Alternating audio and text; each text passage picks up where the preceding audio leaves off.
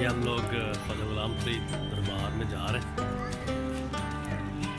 ये इनकी सजादा नशीन, ये इनका एंट्रेंस, ये एंट्रेंस है। मतलब हम लोग यहाँ से अंदर जा रहे हैं। ये बाबा जी जो है वो कह रहे हैं 20-20 रुपये।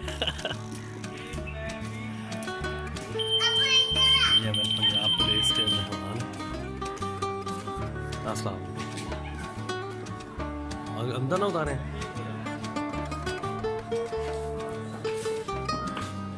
यहाँ से उठा के ले गया, फिर कोई नहीं उठा के